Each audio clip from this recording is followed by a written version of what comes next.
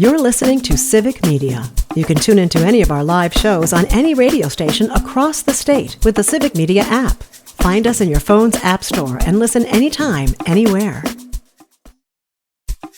This is your WISS Daily News Roundup for Oshkosh Air Support, 98.3 FM and 1100 AM.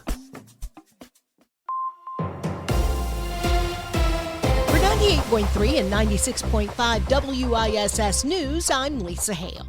The field for Wisconsin governor continues to get bigger and bigger, and now Tom Tiffany has announced he's running. It was widely speculated that he'd launch a campaign to take Wisconsin's top seat, and Savannah Tomei Olson has the details. Tiffany announced his campaign in a video released yesterday. I'm Tom Tiffany, and I'm running for governor because I love our state. I see where we are headed, and I know we can do better. You know we can do better. I will freeze property taxes, protect our farmland from communist China, and I'll preserve our Wisconsin values, just like my mom does with her pickles. Girls' sports will stay for girls, moms will be moms, not inseminated persons, and common sense will win. Tiffany is a former state lawmaker. He came into office in 2011 and was a prominent Republican voice during the budget repair bill, or Act 10. After 9 years in the state house, he went federal. He's represented Wisconsin's 7th congressional district since 2020. That's much of western and northern Wisconsin. Now he says he's ready to lead the whole state and took aim at leadership in neighboring states and in Madison. We cannot let Minnesota's madness and Illinois' insanity to take over here in Wisconsin. Madison politics may smell like the barn, but I know how to clean up the bowl. In the Republican primary, Tiffany faces Washington County Executive Josh Schoeman and businessman Bill Berrien. Democrats running include Lieutenant Governor Sarah Rodriguez, State Senator Kelda Roys, State Representative Francesca Hong, Milwaukee County Executive David Crowley, and Milwaukee businessman Ryan Sternad. Primaries are next August, and the general election will be the following November. For Civic Media News, I'm Savannah Tomei Olson. On the heels of a $13 million budget shortfall in 2024-25, the Appleton Area School District has begun work on the budget for the 2025-26 school year. At the school board meeting Monday, Holly Burr, Executive Director of Finance, explained state and federal funding methods, calling out that legislators voted to allow school districts to increase the revenue limits by $325 per student for the next school year. However, they did not fund that increase. So they put in $0 extra dollars. So they said, okay, your revenue limit can go up by $325 per member, but we're not giving you any extra money to do it. That's coming from your taxpayers. Burr told the board that talking to state legislators and impressing upon them that something has to be done is the only way local districts will ever see more funding. Do not give up. We have to continue to fight. If we give up, then they'll say, oh, yep, education is fine. Let's move on to something else. Meanwhile, Superintendent Greg Hartjes told the school board that he wants a balanced budget for 2025-26 and future budgets. To that end, a referendum may be needed. How do we rectify this $13 million deficit by next year? And certainly cutting expenses is not a viable option, because that would mean that we are cutting services to students. And so we're looking at the possibility of a referendum. In the coming weeks, the AASD will mail a survey to all residents of the district to gauge support for a referendum. A decision on a referendum will be made in January. Last week, the Oshkosh Transportation Committee sent out a survey to residents on whether or not UTVs and ATVs should be allowed on city streets. In Oshkosh now, ATVs are only permitted to clear snow from sidewalks or driveways. UTVs are not allowed at all. The survey remains open until October 10th. Several Wisconsin county sheriffs, including one in northeast Wisconsin, are being sued by the ACLU of Wisconsin for cooperating with ICE. Civic Media's Isabella Nieto reports. The ACLU of Wisconsin announced last week that it has filed a petition on behalf of immigrant rights group Voces de la Frontera. According to a statement, the group is asking the state Supreme Court to make it illegal for Wisconsin jails to honor voluntary requests from ICE to hold individuals for an additional 48 hours after they should have been released. This additional hold allows ICE to take custody of and deport them. If the lawsuit is successful, Wisconsin local and state law enforcement would not be able to hold anyone in jail beyond their release dates. For Civic Media News, I'm Isabella Nieto. The lawsuit includes the sheriffs of Brown, Walworth, Marathon, Kenosha, and Sauk counties. A bill that would help first responders treat opioid overdoses is now on President Donald Trump's desk. Senator Tammy Baldwin authored the Safe Response Act. It gives $57 million per year until 2030 to help first responders help people during overdoses. Baldwin has been vocal on the addiction struggles in her own family, and this bill was crafted with bipartisan input. The bill passed the Senate unanimously and is now waiting for the president's signature. With deer hunting seasons opening across the state, the Wisconsin Department of Natural Resources is reminding hunters to test their deer for chronic wasting disease. Hunters have a variety of options to test for the disease, including self-service kiosks, using meat processors that can assist with sampling, arranging an appointment with the DNR, or by doing it themselves at home or in the field.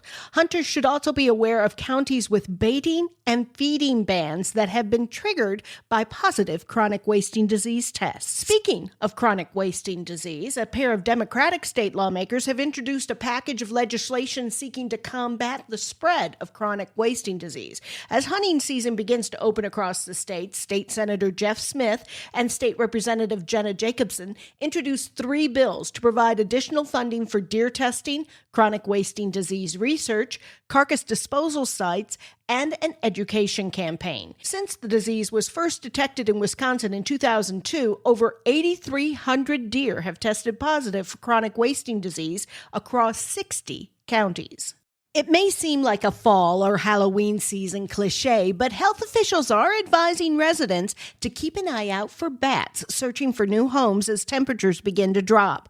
As the colder weather sets in and bats start searching for more protection, their risk of making accidental contact with humans and their pets increases. With an increase in accidental contact, the risk of people and pets contracting rabies also increases. If you do come into contact with a bat, you should try to capture it and submit it to your local health department to test for rabies. I'm Lisa Hale for 98.3 and 96.5 WISS News. For news anytime, visit WISS.FM. The Packers make roster moves. Hi, I'm Mike Clemens with Sports NFL. Wide receiver McCole Hardman won 3 Super Bowls when he's with the Kansas City Chiefs. But at age 27, he told me the NFL means not for long. Whoever they draft and whoever they bring in, that's their decisions. But as far as on my end or any other receiver, all we can do is come in and work hard and make plays. And, whatever happens. The Packers cut Hardman from the practice squad last night and replaced him with Jacoby Keeney James, an undrafted rookie receiver out of UMass with 4.37 speed who didn't make the cut in the Detroit Lions training camp. Baseball, the Brewers playing the Padres today in San Diego, trying to avoid the sweep. Last night they lost 7-0 after new starter Bruce Zimmerman gave up a grand slam in the first inning. Our fans probably don't watch it the same way I do, but he gave up an 87-mile-an-hour ground ball that had seeing eyes and got through the infield, and then he gave up a home run that's a home run in only one park in baseball. That's Brewers manager Pat Murphy with Sports on Mike Clemens. Making movies seems like a pretty good gig. Believe it or not, there are people who whine and moan about it, according to wrestler-turned-actor David Batista. He told GQ he is getting older and more choosy about projects and says, quote, "I want to work with people I just love and respect because I love this business. I love filmmaking and the art, and if people don't want to be there, I don't want to be there with them." This was obviously before reviews for his new film, Afterburn, came out. If you're looking for something to rent that you might have forgotten about or never got around to seeing, check out a film that's climbing the HBO charts. 2011's The Sitter is more or less a remake of the Elizabeth Shue 80s comedy Adventures in Babysitting, albeit a more foul-mouthed and raunchy one. Jonah Hill and Sam Rockwell star in the film that critics say might be worth a revisit. If you're wondering why it was forgotten about, it could be because it received a 22% on Rotten Tomatoes, but it does have Sam Rockwell. It's worth checking out, as sometimes history is kind to comedies. Well, that was fast. Jimmy Kimmel is back. ABC announced Monday that Jimmy Kimmel Live will return, with his first day back on the air being Tuesday, September 23rd. Turns out being suspended for an indefinite indefinite amount of time meant about a week. Disney faced protests from viewers and fans of the company, which included celebrities Martin Short and Tom Hanks, who have created very successful characters for the Mouse House. They teamed with the American Civil Liberties Union, according to Variety. The ACLU called the move to suspend Jimmy a blow to free speech. Disney CEO Bob Iger said bringing back Jimmy Kimmel Live was in the best interest of Disney and ABC. As of this writing, drama manufacturers Nexstar and Sinclair Broadcasting, owners of many of the ABC affiliates, say they won't air Kimmel's return, so the struggle continues. Sometimes it's not as fun to watch big movies at home as it can be in the theater. That's not going to stop people from checking out the latest superhero film to drop on the streamers. Fantastic Four: First Steps is now available on various platforms to stream, which gives people like me lots of options of how not to watch. But for those of you who are huge MCU fans, check out this pretty well-reviewed flick now in your living room as of yesterday. Mariska Hargitay has played Olivia Benson for over 25 years on Law & Order SUV, but it was almost a much shorter run. She was nearly let go after season 3 due to an incident involving alcohol. It's not what you think. Hargitay says she had a few glasses of wine with her hairstylist and requested a pixie cut. What she thought was a really cool cop haircut almost got her fired from the show. It's a good thing she didn't go with the custard nut. Google it. It's funny. For more Showbiz fun, tune into Nightlight with me, Pete Schwaba, weeknights from 6 to 8 p.m. on the Civic Media Radio Network. I'm meteorologist Mace Michaels. Patchy fog this morning, otherwise mostly sunny today. A high in the low 70s. Mostly clear tonight, low 50s. Sunshine tomorrow, a high in the mid 70s. Dry 70s and sunshine Friday and the weekend. Right now it's 58. That's your WISS Daily News Roundup from Civic Media. Subscribe to this podcast on Spotify, Apple, or wherever you find your podcasts. Find more news at WISS.FM. The national news cycle never stops, but it can be hard to find news about your local community. Civic Media is dedicated to providing quality local and state news coverage across Wisconsin. With the Civic Media app, you can get notifications about local stories that matter to you and your community. Find the free Civic Media app in your phone's app store and choose notifications from the menu to tell us what kind of news you want to hear about.